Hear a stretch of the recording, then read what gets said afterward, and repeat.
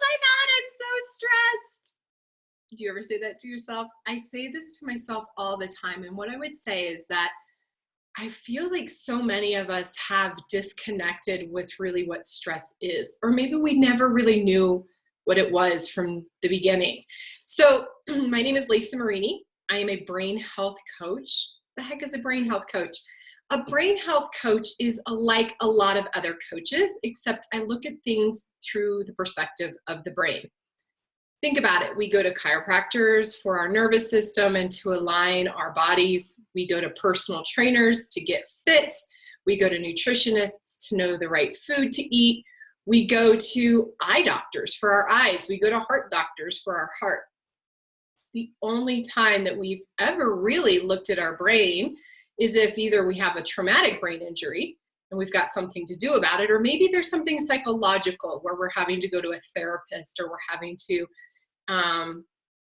get some help with that type of therapy. So I've decided many years ago that we really should look at the brain in a proactive way as an organ itself, as well as how to use it. We've got to look at how to fuel it, how to use it, how to nurture it, just like we would any other part of our body. So I often refer to myself as a personal trainer for the brain. It includes so many things as a brain health coach, looking at the brain environment, what you're feeding it, how you're sleeping, what kind of toxins you're putting in, as well as the inner work. What are your thought patterns? What is your subconscious programming? So there's lots of different things that I do as a brain health coach. I'm a neurosculpting facilitator, which is a neuroscience-based meditation modality. I'm a hypnotherapist because it's really important to unhook some of those subconscious programs that we have. I work a lot in personal development. It's one of my loves of my life is how to reframe things, how to coach around our thought patterns. And so there's lots of techniques within that and mostly looking at it from a brain perspective. And I studied at the Institute of Integrative Nutrition. Nutrition is such a huge part of brain health. So that's what a brain health coach is. You can find me at lmarini.com, LMARINI.com. But what I want to talk to you about today is stress. And I want to leave you with a couple tips of how to manage what stress is. So think about it for just a second. Think about in your life when you say that thing of, oh my God, I'm so stressed out. Really, what is it? What are you feeling? What are you experiencing? What's triggering that? And what you'll recognize is most often you're feeling something physically in your body. You're feeling a contraction, maybe a tightness, maybe your heart's racing. You might notice it behaviorally. You're short, you're shut down, you don't want anybody to deal with you, you're not ready to participate in the group. Maybe you're more aggressive, maybe you're combative, maybe you want to argue, right? Defend yourself. These are behaviors and physical results of stress. Why does this happen? Well, our brains are awesome. Our brains want to keep you safe. So stress is a result of your brain's attempt to give you safety. Now, what I want to tell you about the brain is that it's extremely complex, but it's also kind of simple. And what I mean by that is think about something that you're stressed about or that you worry about or that you ruminate about. That thing isn't a physical threat most likely.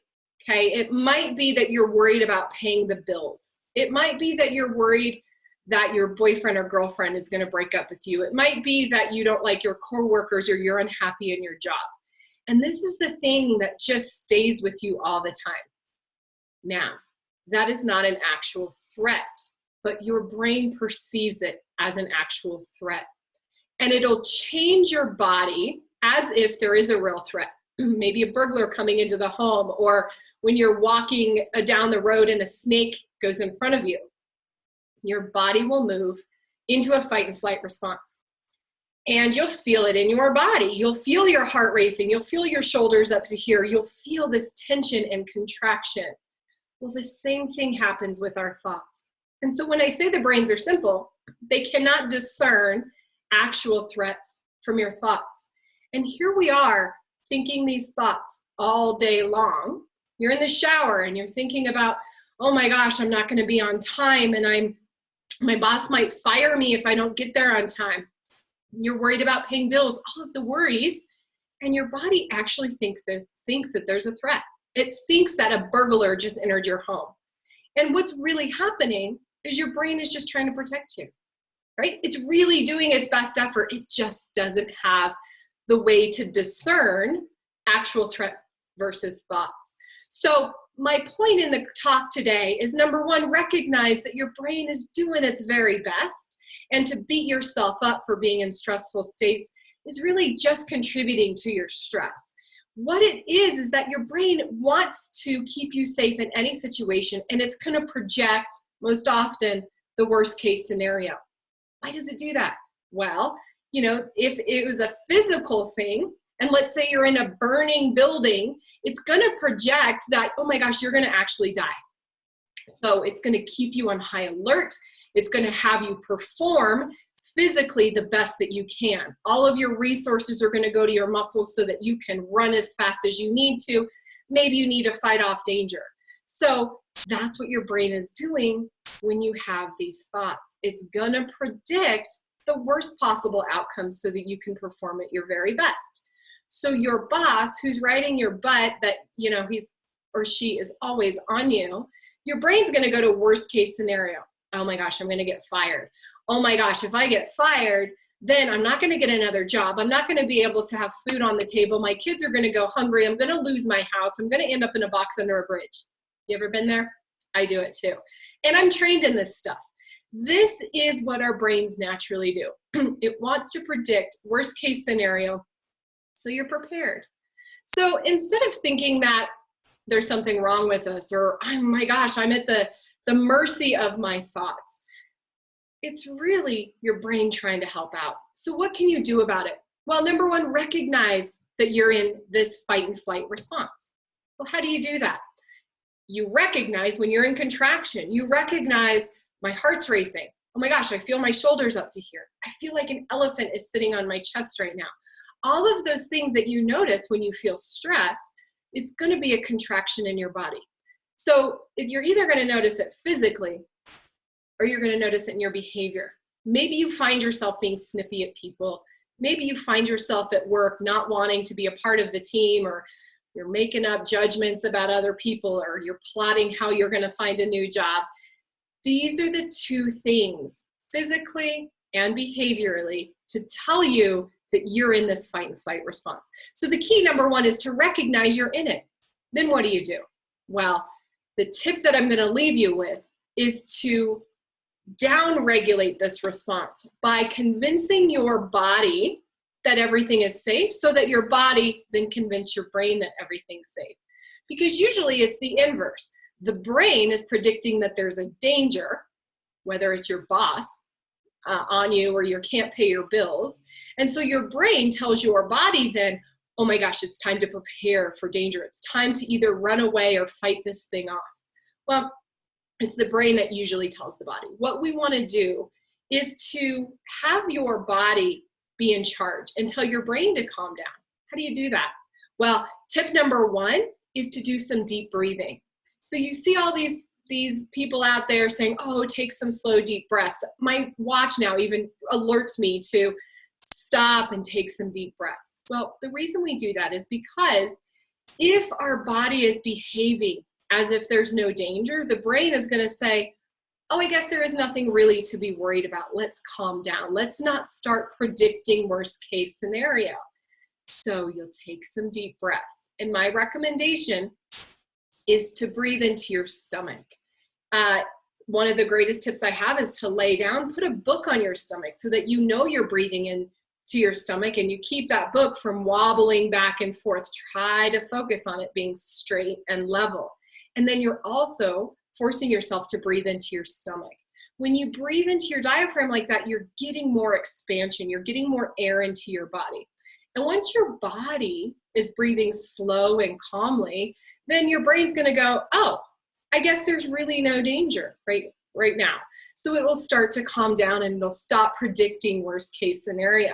If you can't lay down, if you're at work, take some slow breaths into your stomach. A great way to focus on that is to breathe in for a count of 4 and to breathe out on a count of 8. A longer exhale just allows for your nervous system to switch back into the parasympathetic state versus the sympathetic arousal that you're probably in. So that's your first tip, is to do slow, deep breathing. And you'll start to notice that your body is coming back to a normal state. You might feel the pressure relieving. You might notice that you're like, okay, yeah, I guess it would be time to go back and join the group. I'm not so mad at Susie or Mary anymore for saying that in the meeting. You're going to start to notice your behavior changing and your body changing. At that point, you know that you've hijacked it. You've came back into the state that you're no longer in fight and flight. Now, the second option to do is to do some movement. Because when you move into this arousal state of fight and flight, your body is prepared to go and handle whatever danger is there. And whether you're having to run away or you're having to fight off danger, your muscles become engorged, you're releasing adrenaline in your body. So do some movement. Notice when your body is in this arousal state, do some jumping jacks. Maybe go for a brisk walk. Do things that allow you to remove yourself from the situation, but to also move your body from this heightened state so that it realizes, oh my gosh, I used it up. I used up the adrenaline, okay? Because it's prepared to fight off a danger. So if you do some jumping jacks, suddenly your brain's gonna go, okay, we handled the danger. It's time to go back to a regular state of rest and digest. So use it up. So those are your 2 tips that I wanna give you today. Number 1 is recognizing you're in a fight and flight response. And this first tip is to do some deep breathing when you're in that fight and flight response. Breathing into your stomach, breathing in for a count of 4 and an exhale of 8. The second tip, use up that adrenaline, right? Do some jumping jacks, take a brisk walk, remove yourself from that situation and use that up, okay? So that's the greatest way to start dealing with what we call stress. And it's gonna have you be healthier. It's gonna get more blood and oxygen to your brain. So you just can't go wrong. As many things that you can do to deal with these stressful situations. If you wanna work with me, if you have interest in learning more about the brain, I offer 6-week courses. They're called Brain Basics. This 6-week course teaches you so many different things. There's so many ways that we move into these fight and flight responses, by our thoughts, by our food, by our environment, by social interactions. I like to teach that because once you have the tools, you have a user manual for your brain, everything in your life will change. I promise you that. The class has had amazing results. I would love for you to join me. I also do one-on-one coaching and I also do hypnotherapy. Book a free session with me. I give away 30-minute free consults. I'd love to have a conversation for anything that you have questions about, because most likely it will all be related to your brain. Whether you have relationship issues, whether you have brain fog, whether you feel like you're always in a stress state, everything comes back to your brain. It's the captain of the ship. It controls everything you do. So more than likely, once we get your brain right, your life will change. So again, you can reach me at lmarini.com, LMARINI.com, and I look forward to having 30-minute consults with you, and I hope that this information was helpful. We'll see you soon.